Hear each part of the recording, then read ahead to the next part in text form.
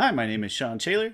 That's my friend and co-host, Jesse Lobbs. One of these weeks I'll get it Hello. right. And back with us again, thank you so much for joining us again, by the way, is our friend Samantha. Can I call you a friend? I've known you for 20 minutes now. I think that's enough. Absolutely. Hi. Yes, made a friend today. First of all, it's been more than 20 minutes, It has. Sean. It's been 45-ish, give or take. Mhm. But Sam loves friends. Sam is a I dear, dear like friend. I'm bread. so happy to have you back. 45 out of 45 of those minutes have been great. Happy to say that. And this episode is a title that Jesse is going to tell us the title of PokéMalarkey. I would just like want Sean for you to know the title. It's the funniest thing about this, guys, is the title is right in front of Sean on his notebook. I know it is. This is PokéMalarkey. We're in season 1, episode 11. This is Charmander, the stray Pokemon. And even though it doesn't have an exclamation point after it all the time, I'm always putting one because I like it better in the title of the podcast. Well, I mean, it's exciting. It is. I have to interrupt really quickly, and I forgot to do this last time. I swear I'm not a slob. The mess behind me, I'm doing some remodeling in this room. Jesse, it's very exciting. Hopefully, when things chill out a little bit and we can do this podcast in person, this room's going to look very different, and I believe it's going to be extremely comfortable in which to do some podcasting. For those of you who are listening, Sean has a total disaster behind him. It looks like he murdered someone. Things are really out of array. It's like I murdered a hardware store is what it looks Very like. puzzled. It does. I mean, Oh, I'm it's pretty sure serial exciting. killers go to hardware stores for their supplies, so. That's true. I've watched Dexter enough to know that's a fact. I think that's accurate, yeah. Between Jesse and I, we know a lot about serial killers. That is true. Mostly fetishize them, I'm sure. I'm very sexually attracted to most of the serial killers I've encountered, and that's because it's been on TV. Welcome back, everyone, to PokéMalarkey. I'm so glad I'm back here with Sean and my dear, dear friend Sam. Sean is also a dear friend, but he's not a dear, dear friend. So I get it. No, that's fine. He gets one qualifier left off of his description. That's fine. But just call me a dear producer. That's all I do. I click buttons. No, I love you. That's not true. Stop. My undying love for Sean. Also, without Sean, I would be sitting here on like my iPhone trying to stream this to TikTok. I wouldn't know what to do. So thank you, Sean, for all of your technical prowess. But we're back. Sam is back. One thing before we get into the episode, I'm really delighted to have a moment to talk to Sam about something that Sean and I thought would be a great reason to have Sam on. As we mentioned in the previous episode, Sam is a children's librarian at Brooklyn Public Library in New York. Sam and I went to graduate school together for English, and after that, she got her Master of Library Science and is now a children's librarian. Sam is not only a prolific reader, she is very, very intelligent. And Sam, we wanted to talk to you specifically about you encounter and have encountered a lot more children than, I mean, Sean and I, our jobs don't have anything like that. I mean, the most childish thing we do is ourselves. I mean, we're watching these things, we're reading these things, but you actually encounter people who were around our age, all three of us, when Pokemon came out. So I'd really like to just, you take a few minutes to just talk to us about your perspective about the kids you encounter. I mean, they're encountering manga, anime for the first time, encountering Pokemon for the first time, and now they have a lot more of it. So if you just want to talk about that, Sean and I would love to hear it. Yeah, I mean, it's been, I do miss my kids. I haven't seen them since March because of COVID. But before quarantine, I'd see a lot of these kids every single day. I swear I see them more than their parents do. And it's really interesting when I learned that kids enjoy the same things I did as a kid. So specifically with Pokemon, it is still really popular with the kids. There was one day during a program we have called Teen Tech Time or Kids Tech Time, which is basically the kids come and play video games. And my coworker and I just, for some reason, decided to start singing the Pokemon theme song. And the kids all started singing along with us. Oh, God. It's just such a great moment. But they were singing it along while they're still playing Smash. And so just not really paying attention to us. Amazing. But yeah, it's like Pokemon is just all around the library. It's all around with the kids. I am always finding Pokemon cards in books where they've been used as bookmarks. I have a couple kids who like to, when people could come into the library still, hey, Pokemon card, who will hang out with me on the desk. And it's always funny to tell the kids that when I was their age, there were only 151 Pokemon, because they just can't believe that. They're like, what, miss? That's no.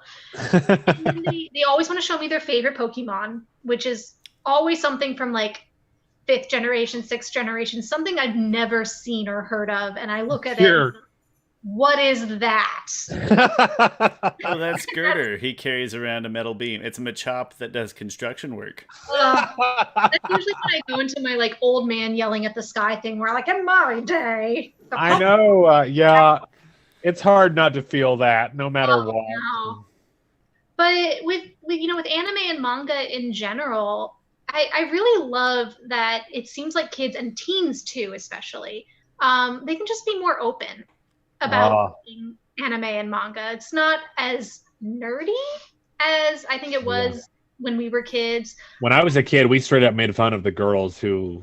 Yeah, I got that from liking anime and manga, like which is terrible of me, because I was one of those bullies, and now, as both of you know, I'm always in an anime hole, and it's almost all I do is watch anime. So it's so good. I'm very sorry to those of you I made fun of. It's a great way to bond with the kids too.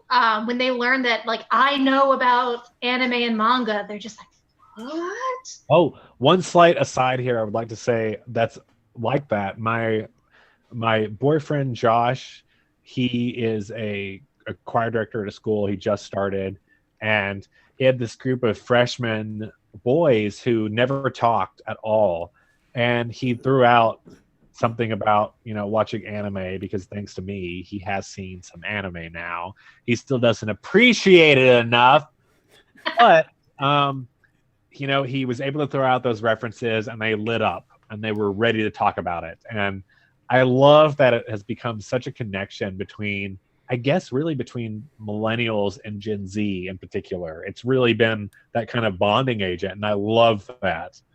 Yeah, there was this one day last summer, the teens were bored. And when the teens are bored, we usually make a crossword for them. And be like, here, do this crossword, because that way you're not being hooligans. And it was an anime crossword, and I decided to fill it out too. And these teen boys were shocked that I got more answers right than they did. And they're just like, Miss, how'd you know all those answers? What, Miss? You know this? Like, the only thing I didn't get on it was from My Hero Academia, because I really didn't know about it yet. Which, when I told them I didn't know about it, then they informed me. I was educated. I would fail hard at that, because I would only be good at a very specific subset of anime. Like, hey, did you watch Debbie B from 1995 to 2002? And I'd be like, yeah, and that's the... Well, I do like sharing, manga and anime with the kids that they haven't encountered before. This isn't Pokemon related, but there was this one kid who was coming in. He was reading Dragon Ball and Dragon Ball Z, and also reading One Piece, which is still going on. It's almost at 1,000 chapters. I know. How? But he was looking for something else, because the holds list on these volumes were ridiculous. And I asked him if he had ever read Full Metal Alchemist. And he hadn't. So I was like, all right, let's read Full Metal Alchemist. And he would come into the library once a week to drop off his books, return his books, and every time he came in, he would tell me where he was at. Oh, I love that. So it was so funny. One day he came in, and I asked him what he thought, and he just said, I don't want to talk about it. And I knew exactly where he was in Full Metal Alchemist. So if you're familiar with Full Metal Alchemist, you know what that is. Oh God. Yeah. It was so dark. It's memed too often. If you know what it is, you all know what it is. It's so terrible. Oh God. So but great bonding moment with this kid, and passing on this story that I love. I still recommend it, and he really enjoyed it. So I don't have a ton of especially manga experience in particular, but Shonen Jump is everywhere, Yes. and it has profoundly influenced even my video game lifestyle and decisions. That And looks like something from Dragon Ball Z. it is. It's Akira Toriyama. So it's not from, but it is from Akira Toriyama, and it is my favorite thing of all time. Dragon Quest. It's amazing. Yeah, and like speaking of, Dragon Ball Z and Pokemon, because those are two that have really lasted. Yeah, they really have. Is another one that has lasted because it started in the 90s. It's still going on because of a sequel series that I'm not going to talk about. Which one? Naruto. Oh, I know. Oh, God. Yeah, I'm not going to talk about. Do I know? You're still in Shippuden. I am still in Shippuden. God damn it! I'm going to be here for the rest of my life. But I think these series last because they're such inviting worlds. For Pokemon, kids can think of what would I be like as a trainer, or what other kind of Pokemon would I have? What kind of Pokemon do I want to work with? And similar with Naruto, what kind of ninja are you going to be? Yes, I think Pokemon in that way is so uniquely geared toward a child's imagination, because so many of these shows do kind of turn on the fact that you have a specialty and it is your specialty. Even Black Clover, which is a more recent anime, they do this where you have a grimoire and that determines what kind of magic you use. And everyone's is different. Just like in Naruto, almost everyone's main jutsu is different. Just like in Pokemon, everyone has their preferred Pokemon type. It really means a lot, and it lets you connect with people so easily. Before we need to get into the episode very soon, I will say my nephew, who is now 16, when he was around 8 or 9, around the time that I could show him Pokemon, I did, and that's something that has lasted all this time. And I know he listens. Hayden, thank you for listening, because this is something that we have really has been one of the foundational aspects of our relationship as an uncle and a nephew, and it means a lot to me. And I love that we can share these things with younger generations. Most of the time, I really hate when a TV show goes for a long amount of time, but some of them, they do it so well, and I wouldn't trade it for anything. That I could turn to a kid on the street and say, "Do you like Pikachu?" and they could know what Pikachu is pretty fucking cool. Why are you trying to make me cry over here, mate? I know, it's so sweet. And Hayden, I appreciate you. I don't even know you. I appreciate you because you're one of the 3 fans we have, and he's a good kid. And that's one of them's here. One of them is here. The other one is Ian. The other one is it's Ian's birthday today. Happy birthday, Ian! Happy birthday, Ian! Today as of recording, not today as of posting. That's true. Yeah. But we need to jump to the episode so we can feel more emotional. And I'm not prepared to give a summary of this. Let's talk about this episode. This summary is painful. I switched to wine. I know this episode is fucking terrible, but I'm gonna try to do it as glibly as I normally do, but I will maybe get emotional. Charmander, drop a few cuss words here and there. Feel better. Charmander, the stray Pokemon. Surprise, surprise! Our heroes are still lost. Ash attempts to learn how to use a map and discovers that they at least have to find Route 24 to be able to get to Vermilion City, which is where they're still headed to. On their way, they encounter a Charmander who's looking rather sickly on top of a rock. Brock notices that the Charmander appears to be weak and encourages Ash to catch Charmander so they can take it to the Pokemon Center that they know is along the route, because Brock, as a Pokemon breeder, notices, this Charmander needs help. But this Charmander, like the Bulbasaur in last week's episode, has a lot of spunk, and he keeps knocking the Pokeball back, and then when he is actually encapsulated in the Pokeball, he breaks out of it. And after Pikachu has one of Pikachu's tete-a-tetes, one-on-ones with Charmander, he discovers it's likely that this Charmander is waiting for somebody. So they decide to set off to the Pokemon Center, leave Charmander there, even though they are worried about it. Around the time they get to the Pokemon Center, a storm breaks out, a very serious storm. Lots of rain, lots of wind. We already know from Pokédex that the flame on Charmander's tail is what keeps him alive. And the one we saw is already looking really sickly. Its flame is small, and now it has to face the wind and the rain. Our heroes get to the Pokemon Center. They sit down for a hearty bowl of soup. Always nice when it's raining. I love it. I think most of us Which love they it. pay for with money somehow. Which they pay for with money somehow that they shouldn't have.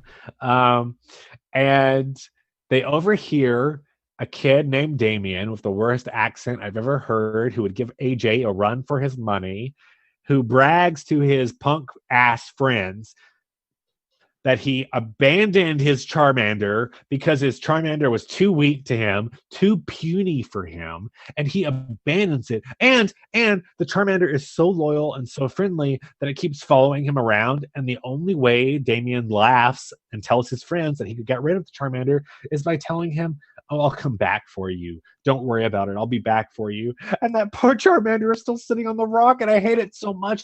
And Brock hears this and gets pissed off, and he is ready to fucking lay hands on this piece of shit who left his Pokemon out in the rain, who is likely going to die. And fortunately, Nurse Joy breaks them up because Brock is real pissed, and the gang goes back to save that Charmander. And thanks to Brock carrying the Charmander and Ash, making sure the flame stays lit, they get Charmander back there. They manage to revive him, make him feel better. And that Charmander still leaves the next morning because he still feels like he should be loyal to this bitch-ass trainer who left him there. But fortunately for us and for everyone watching who has a heart, as Team Rocket shows up to steal Pikachu, who shows up at the last minute to save the day? Charmander. Because Charmander knows that this group of people cares about them. So Charmander's back there, he saves the day, and his trainer shows back up and says, "Oh, Charmander, if I knew you're that strong, I would have kept you." And of course, we're all worried because we've seen what Charmander has already gone through to stay with this bitch, that Charmander might go back. But Charmander, when his bitch-ass trainer throws a Pokeball at him, knocks it back with his tail, breaks his bitch-ass British-sounding face, and Ash takes the Charmander, and that's the end of the episode. Thank God, because if that Charmander had went with him, I would have been devastated. Okay. Sam, first thoughts, pain and suffering. Lots of them. No, I gotta mute again, or I'm just gonna interrupt Sam. Hold on, I gotta. Yeah, this episode actually made me cry.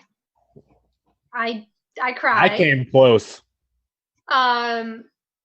Yeah, so what I was talking about last time, this really made me think about, ethics with being a Pokemon trainer, and where's the accountability? Yeah. You would not have been able to do this. It's terrible. And this episode really reminded me of why Brock was my favorite character when I was a kid. Brock is just...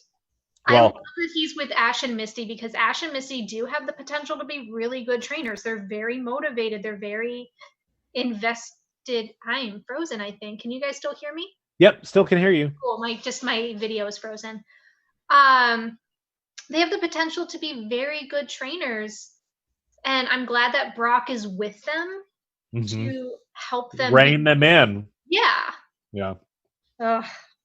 I also, as a child, very much liked Brock, and I only discovered later that's because I was very sexually attracted to him when we were the same age. And if I had figured that out sooner, maybe it would have solved a lot of problems for me. But Brock is such a sweetheart, even though he's so dumb most of the time, and he's so girl crazy. But God, he is that Brock is the one who gets so pissed off. I love that he was ready to punch Damien. I do too. He was ready. Just brings out all the rock Pokemon and just. Can we talk about an injustice though? Because the series is so invested in goddamn Ash Ketchum, they give, and even the people who wrote this show know it makes no sense to give this Charmander to Ash Ketchum, because even Ash goes, "But Brock, you're the one who saved it. You're the one who stuck up for it." And Brock's just like, I know, but I just think you'd be a good trainer for it. And I'm like, no, this Charmander belongs to Brock. It's like, Brock, I know you're committed to the rock aesthetic, but still. He gets a Vulpix later. Like, he Yeah, clearly gets not over it that when it's committed. an attractive, fox Pokemon. Jesse, I have one qualm with something you said, and I think you'll agree when you think about it. You said Let's Damien see. was almost as bad as AJ. No, Damien is way worse. You're right. Hate them He both. is way worse. I hate them both. But Damien Action-wise, is a piece of shit. Personality-wise. I wanted them to take the rest of his Pokemon away from him. Yeah. I'd just beat the hell. Damien, what we know from what is canon that we have seen to this point, it literally takes 0 effort to raise a Pokemon outside of keeping it in a Pokeball, which I think we have all established we hope is comfortable. How was that Charmander in that Pokeball that big of an inconvenience to you that you... It's just that he's such a shit. I still can't. And this, again, as Sam has mentioned, maybe these 2 episodes, more than anything we've talked about. Yeah, up to this point, the ethics of this world. And it comes up so often, and I don't think it comes up... The only time I can think of it coming up this strongly is in the Ash and Butterfree episode, which we don't need to talk about until we get there. Can we tackle that one alone so we can have a moment? I know, we can. And the Pokemon movie, because this episode alone is... I want to take a slight moment. I don't want to get too far into the game because there is no real game version of this. But if you did play the game and you ever made the terrible choice to even once, because I only did it once and it was so painful that I couldn't do it again. When you're in Bill's PC and you have lots of Pokemon, you can choose to let one go. You can release it into the wild. And it's one of the saddest descriptions I've ever read, and I will never do it again. Never, so ever do it again. Are you going to judge me if, first of all, Sam, I don't know if you can hear us. I think you're frozen on your side. I don't know if you can hear us. We can't hear you. You might be frozen. Jesse, please don't judge me when I tell you that I do let duplicates of Pokemon go. No, you have to keep them. Okay, so hear me out. There is Okay, Damien. No, I wouldn't do it because they're weak, and I wouldn't lie to them. I wouldn't tell. But in my mind, if I'm only going to raise one of them, then I'm going to neglect the other one. And that doesn't feel right either. It's like he's going to have a better chance. Okay, that's fair. Chance. That's fair. Would you mind continuing to chat your thoughts? And I'm going to pop over to the Facebook chat. I'll still be here. And make sure that Sam can get back in. Checking back on Sam, who has been lost. She has. This episode is just one of the joys about Pokemon, I think, early on compared to... And I think we've talked about this before, and that Pokemon is one of the earliest examples and experiences you have where because if you were like me, for instance, you didn't watch any, like, all of the cartoons I watched had about the comic seriousness of SpongeBob. And I am certainly not shitting on SpongeBob because it's a favorite. But at that point in time in the 90s, there weren't cartoons except maybe The Simpsons from time to time. But as a kid, I definitely wasn't allowed to watch that. You had and a few Pokemon episodes, even before you get to the movie. I mean, the pilot episode alone, you have this emotional gravitas that you just didn't get as a kid in most of the shows.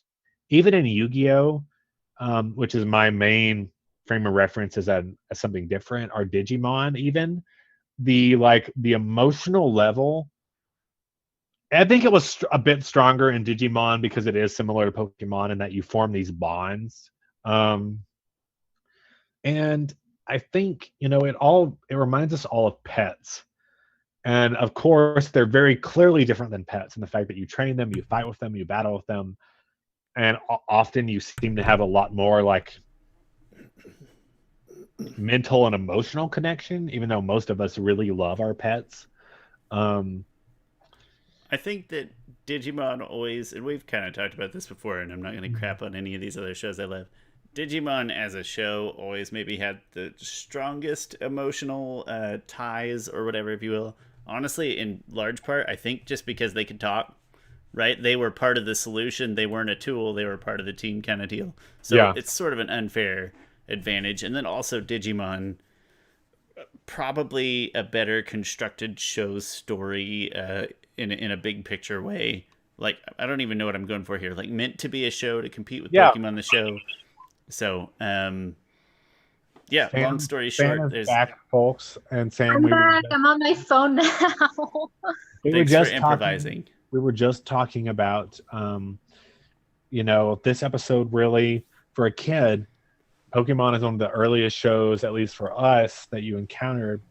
And cartoons today are way better at this. And at our age, cartoons were not giving you the emotional punch that Pokemon would give you with 1 or 2 episodes. Cartoons today tell full serial stories. They have Yeah, a full they story do. arc in mind. They have It's not full always arcs. good, but I have been, as Sam knows this for sure, I have been watching Disney's Owl House, which another mutual friend recommended to me, and I thought, it's a Disney Channel cartoon. I haven't liked a Disney Channel cartoon since Proud Family, Kim Possible. It's been a long time.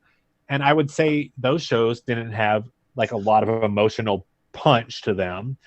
But Owl House even has as we keep moving forward, cartoons, all of them, not just anime, which is anime, as we all know, has already been light years ahead of American cartoons and the American animation industry. at least what we get over here. I've always believed there's some filtering that, they probably have some shit over there also. Right. We get the good stuff. In terms of emotion, they are much more willing to show kids this is how it is. Things are not always good. Sometimes things are fucking terrible. And that's valuable. You have the best perspective on this, on someone who talks with children, and you share children's stories all the way from the youngest grade up to middle grade, etc. That kind of thing is important, isn't it, Sam, to show that wide variety of the human experience? It absolutely is, because for so many kids, the media that they interact with is what shapes their worldview. It's what informs them of what's going on around them. It's how they learn about their world. Mm-hmm. And I sometimes get pushback from parents who think, oh, this is too dark for kids. Kids don't need to learn about this. Kids don't need to read about this. Like, yes, they do, because kids experience darkness. Kids experience negative emotions. That's part of being a kid. Yeah. And it's also part of learning how to be a person in this world. Yes. We have to be like the cool parents who let their kids drink a little bit responsibly in front of them, so that they are responsible when that's what we want with our cartoons for our children. I mean, really, I think it's important. I mean, I can tell you part of the reason I got back into anime and I dove into it so hard was when I was, to get a little personal, when I was struggling with the need to finally come out of the closet after being so far away from my family, for some reason.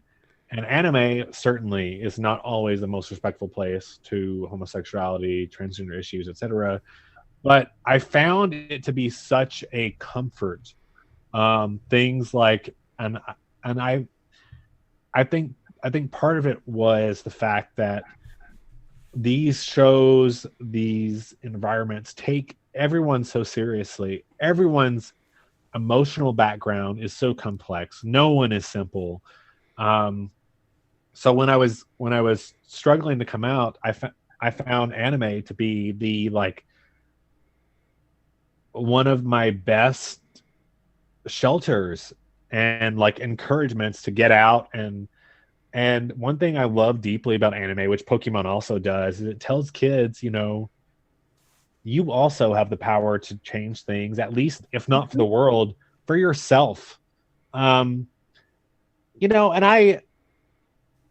because certainly I don't always enjoy, Sam, as you know, getting too emotional about anything.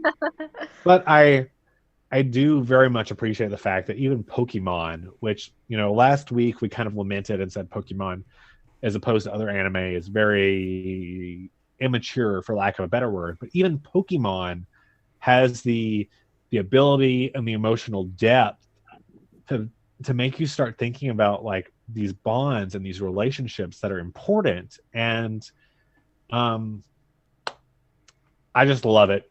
It's such a gift.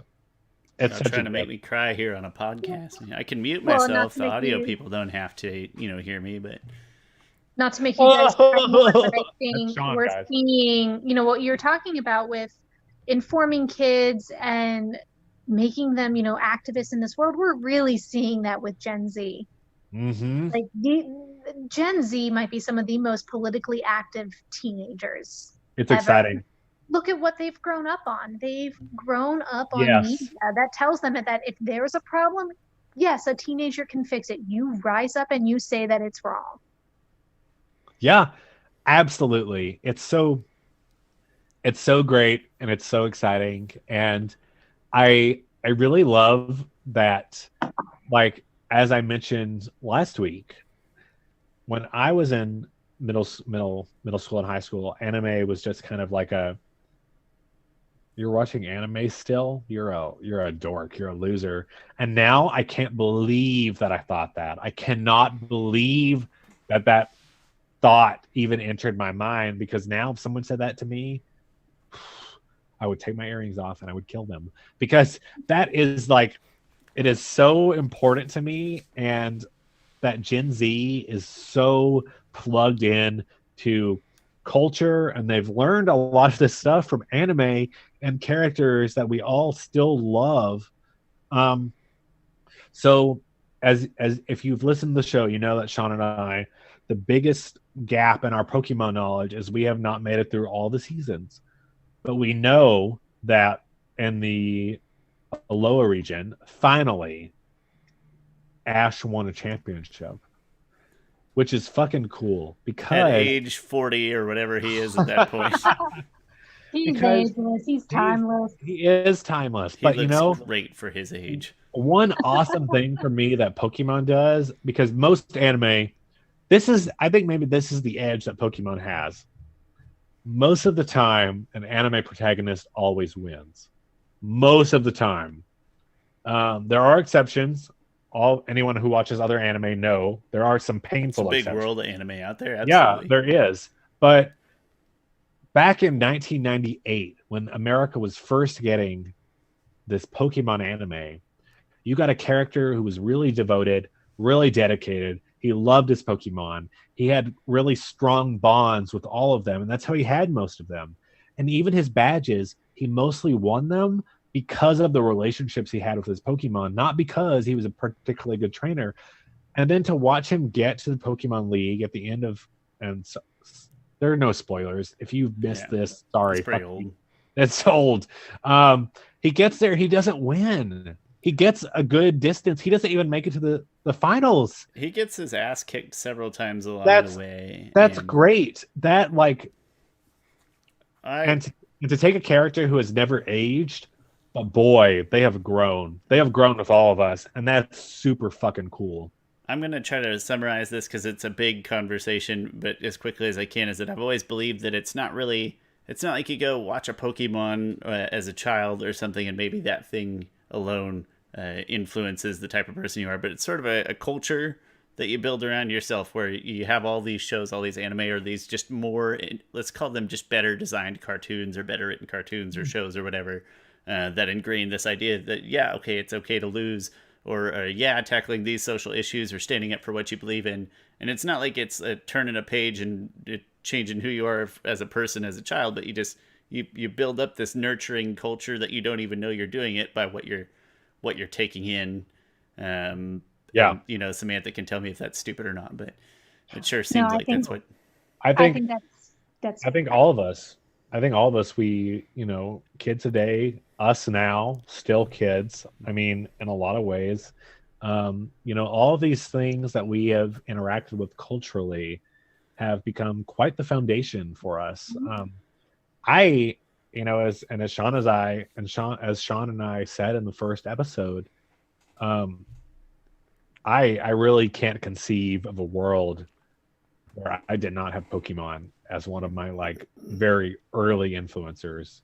There were other influencers, of course, but that one, seeing somebody who was kind of a dork and he wasn't very good, and we shit on Ash Ketchum all the time because it's fun, but man, I do respect him and I hate that partially, but also I'm like, I get it. I mean, especially because he does so frequently lose, and yet he never once changes his approach to Pokemon.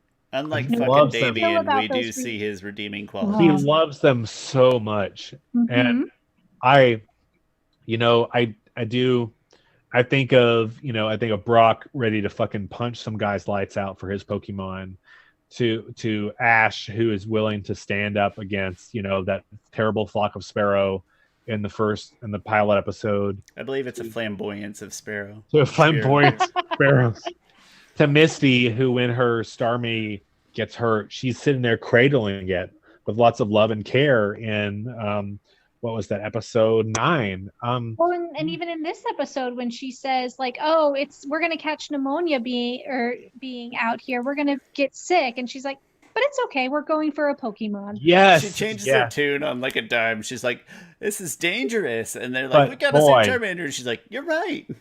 Oh boy, they that I do think that is one part of the thing that it's not the only thing by any means, but getting Generation Z and millennials like us who grow up on all these things where there is such a sense of when you have to help, you help.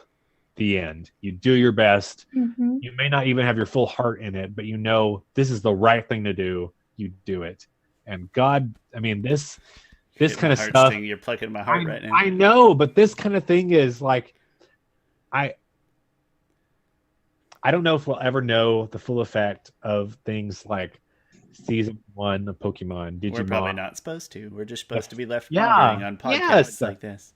And it's really quite lovely. We don't have a lot of time left. No, and I would be remiss if I didn't at least note. I feel like we have to touch just a hair on game and manga. And when I say a hair, I mean there's no game equivalent. As we mentioned last episode, you come across opportunities to catch all the starters eventually, and then manga. I wanted to at least prod you for an opportunity for any equivalents whatsoever.